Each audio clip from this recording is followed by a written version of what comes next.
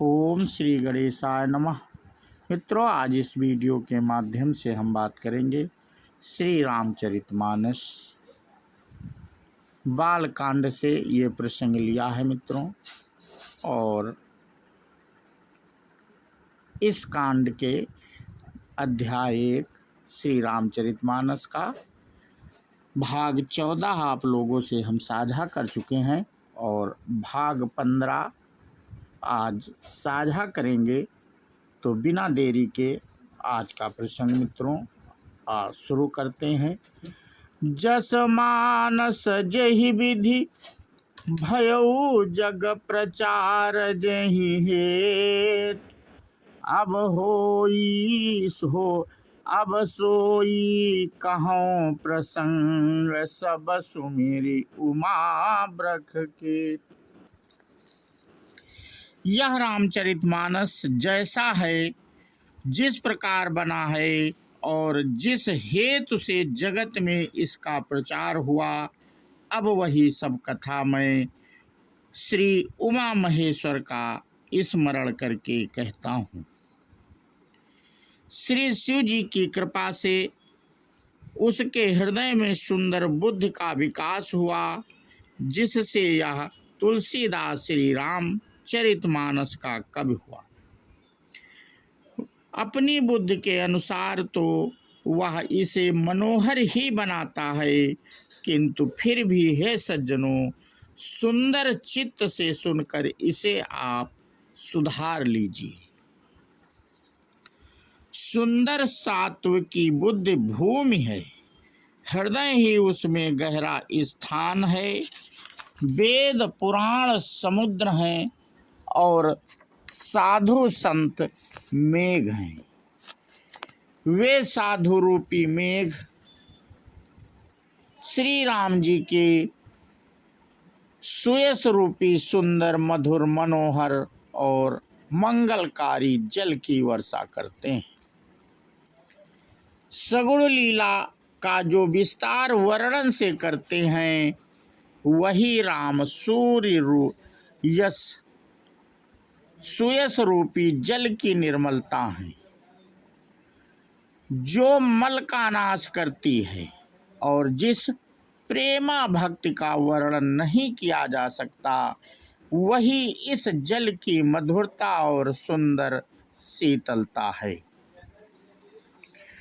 वह राम सुयस रूपी जल सत कर्म रूपी धान के लिए हितकर है और श्री राम जी के भक्तों का तो जीवन ही है। वह पवित्र जल बुद्धि रूपी पृथ्वी पर गिरा और सिमट कर सुहावने कान रूपी मार्ग से चला और मानस हृदय रूपी श्रेष्ठ स्थान में भरकर वही स्थिर हो गया।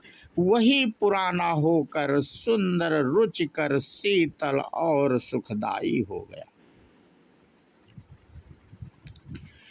सुठि सुंदर संवाद बर बिरचे बुद्धि विचारी तेहि एहि पावन सुभग सर घाट मनोहर चारि। तुलसीदास जी लिखते हैं, इस कथा में बुद्धि से विचार कर जो 4 अत्यंत सुंदर और उत्तम संवाद भुसुंडी, गरुड़, शिव पार्वती, यज्ञवल्क्य, भरद्वाज और तुलसीदास और संत रचे हैं, वही इस पवित्र और सुंदर सरोवर के 4 मनोहर घाट हैं। 7 कांड ही इस मानस सरोवर की सुंदर 7 सीढ़ियां हैं, जिनको ज्ञान रूपी नेत्रों से देखते ही मन प्रसन्न हो जाता है। श्री रघुनाथ जी की निर्गुण प्रकृति गुणों से अतीत और निर्बाध एक रस महिमा का जो वर्णन किया जाएगा, वही इस सुंदर जल की अथाह गहराई है। श्री रामचंद्र जी और सीता जी का यश अमृत के समान जल है। इसमें जो उपमाएं दी गई हैं वही तरंगों का मनोहर विलास है।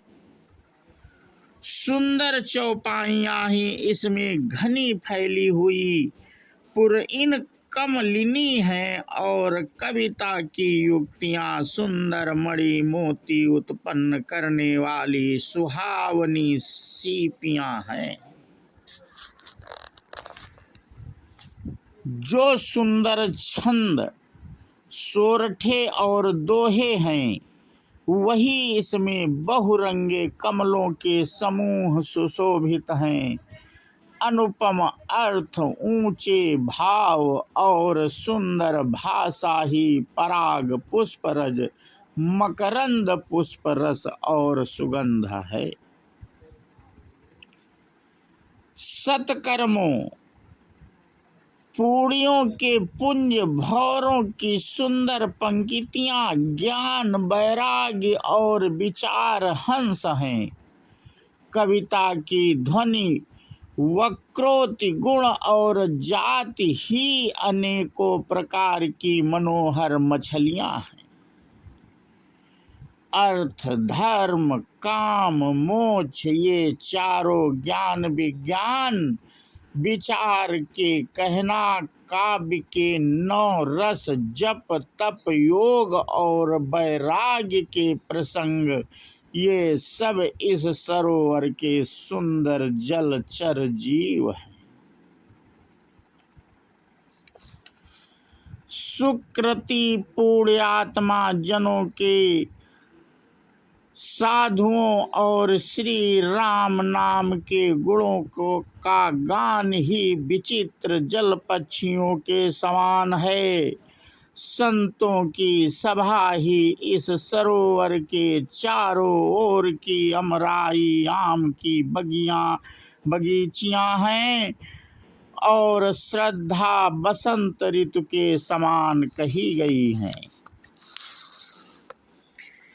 नाना प्रकार से भक्ति का निरूपण और क्षमा, दया, दम तथा दम इंद्रिय निग्रह लताओं के मंडप हैं।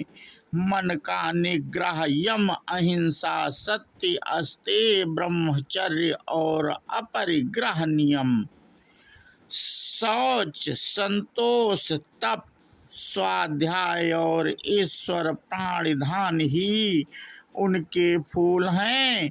ज्ञान फल है और श्री हरि के चरणों में प्रेम ही इस ज्ञान रूपी फल का रस है, ऐसा वेदों ने कहा है।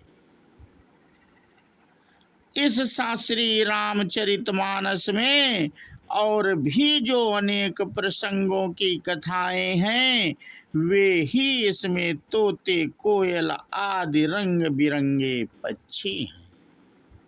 तो मित्रों, आज का प्रसंग हम यहीं पे समाप्त करते हैं और इसके आगे की कथा हम अपने अगले वीडियो के माध्यम से साझा करेंगे। बोलो सियावर रामचंद्र की जय, हनुमान जी की जय। जय हिंद, जय भारत, वंदे मातरम।